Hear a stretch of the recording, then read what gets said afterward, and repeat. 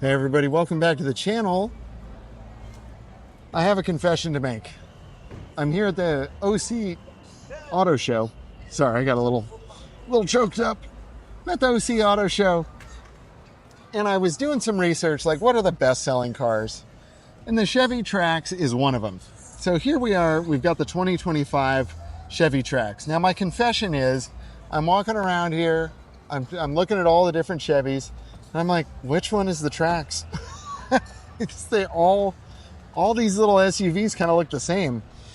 And I'm like, is that, wait, well, that's a Corvette, obviously. But, you know, I'm like, is that it? Is that it? So anyway, I found it. They have a couple here. And so obviously, I'm not a Chevy Trax fanboy, as you can tell, because I didn't even know what it was. So I'm kind of approaching this I'm trying to approach it with a beginner's mind. I want to just experience it. I want to see what it's like. Do I like it? Do I hate it? What's my initial impression? So the way it looks from the outside, I don't care. It's just a small SUV, just like all of them. I hope you can hear me over. They're literally doing a Toyota thing right there. But I will try not to stumble and be distracted by it. So my initial thoughts, decent amount of room in the driver's seat, like not bad. I'm kind of like, it's got this adjustable thing where you can kind of ratchet the seat down. So now I've got a pretty decent amount of legroom. Like it's pretty comfy. And I think what's cool about most cars, you know, in today's market is there is plenty of legroom. Whether you're a tall driver or a short driver, I'm 6'2", and I've got long legs, so this is actually pretty good. The only problem with sitting this low is now the visibility out of the car. You know, I'd have to really adjust the mirrors properly and have to rely on all of that because there's significant blind spots in the back. But the seat it's okay. It's not super comfy. The cushion feels about this thick. It's not uncomfortable, it's just not plush. But the seating position is fine, I suppose. It's just like this headrest, I wish it was more adjustable because I feel like it's just kind of like jamming into the back of my head. So not loving that. I just checked out the Equinox and I really like that one. So if you have the extra money to get one of those, I think that would be my recommendation. But obviously this is going to be a more budget minded.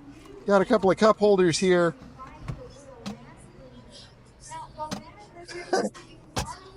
Sorry. Whoops. So very kind of flimsy, springy. I mean, you got something to... you can dribble that like a basketball while you're at a red light. Sorry. I don't mean to hate. Again, I'm just not a huge fan of the small SUV category. You've got this very plasticky glove box. The steering wheel is pretty cool. I like this flat bottom, sport inspired, leather trimmed. Steering wheel controls are nice. I think Chevy's doing some nice stuff with their tech. Like, I think it's a pretty decent layout. Very familiar window controls. Feels like auto down on all of them. I was hoping this would do the whole thing, but it doesn't. In the Equinox, it's got really cool air vents. Like, the Equinox won me over. The Trax, not so much. It does have a sunroof. I like that, just because I like sunroofs. But this seat, I just don't like. After sitting in it it's been 4 minutes, and my back is hurting. So just from a comfort perspective, I don't recommend this off the bat. If you're a bigger person, comfort is subjective, of course, but for me, I don't like it. Back seat, we're sitting behind ourselves. Really not bad. My knees are touching, but they are not being jammed into the seat. Got a couple of USBs here. Got a little opening there. You can just see with the water bottle for reference. And there's nothing else back here. It's very utilitarian. It's just a car. I mean, this isn't a truck. It's a car. Let's take a look back here and see what's what. Okay, I can't open that. Sorry. Let's see if we can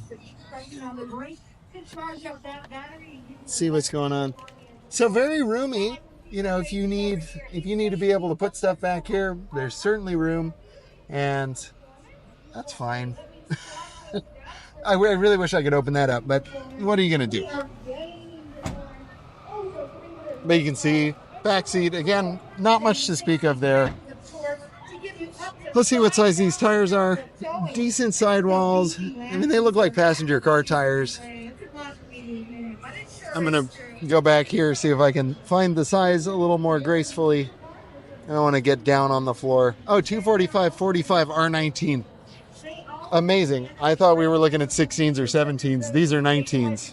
Like I said, it's just crazy how big wheels and tires are. And I'm going to just sound like the old man in every video. Back in my day, they weren't that big. So the sticker price on this, well, that changes everything. This is $26,000. So I don't know. Before I knew what it costs, I was kind of thinking, I hate this. But for 26 grand for a new car, you know, that gives you as much as this does, you know, I might not hate it.